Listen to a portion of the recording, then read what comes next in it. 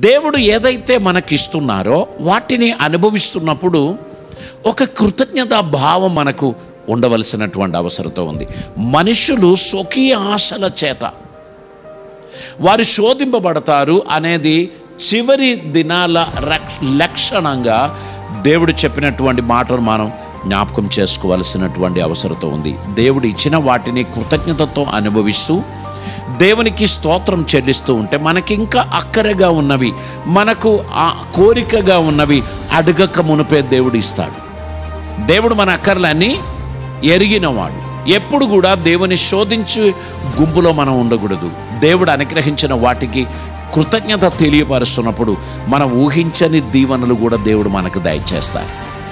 మనం చాలాసార్లు మనకు లేని దాని గురించి ఉన్న టెన్షన్ కాదు, మనకు పక్కన ఉన్నవానికి ఉన్నదాని గురించి మనకు టెన్షన్. మనకు లేదు అనే టెన్షన్ కన్నా వారికి ఏమున్నది. నేను చాలాసార్లు చెప్పిన ఉదాహరణ, అందరికీ బోధన పెడుతున్నారు, అటువంటి సమయంలో ఒక గుడ్డివాడు పాపం ఆయనకి కన్ను కనబడదు కదా అని వడ్డించేవాడు 2 ముక్కలు ఎక్కువ వేశాడు. ఎప్పుడూ తినని ఆ బోధన సమృద్ధిగా తింటూ ఉంటే తన మనసులో ఒక ఆలోచన, 2 కన్నులు లేని నాకే ఇన్ని ముక్కలేస్తే కన్నున్నోళ్ళకి ఎన్ని వేసి ఉంటారు అని ఆయన అనుకున్నాడంట. సో ఎవ్వరు కూడా ప్రజెంట్ సిచ్యువేషన్లో సాటిస్ఫైగా లేదు, గ్రాటిట్యూడ్తో లేరు. దేవునికి కృతజ్ఞత చెప్పడం మనం మర్చిపోతున్నాం. మనం ఈరోజు కలిగి ఉన్న దాని గురించి దేవునికి వందనాలు తెలియపరచడం మర్చిపోయి మన దగ్గర లేని దాని గురించి మనం ఎంతో కలత చెందుతూ ఉంటాం.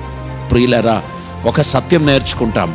దేవుడు మన తండ్రి, ఆయన మన పోషకుడు, మన కాపరి. మనకు అవసరమైన వాటన్నింటినీ దయచేయడానికి ఆయన తెలుసుకొని ఉన్నాడు.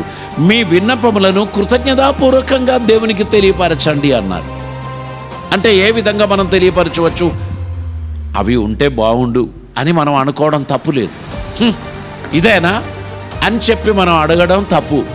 దేవుడు మనకి ఇచ్చిన దానికి థ్యాంక్స్ చెప్తూ, మన ఇంకేదైనా కోరిక ఉన్నట్లయితే థ్యాంక్ యూ జీసస్, అవి కూడా ఇవ్వబోచున్నందుకు వందనాలండి అని తెలియపరచడం ద్వారా దేవుడు వాటిని కూడా మనకు అనుగ్రహిస్తాడు. మన హృదయ కోరికలు అడగక మునిపే ఆయనకు తెలుసు గనుక కృతజ్ఞత చెల్లించు బిడ్డలకు ఆయన ఏమైనా రిలీజ్ చేస్తాడు.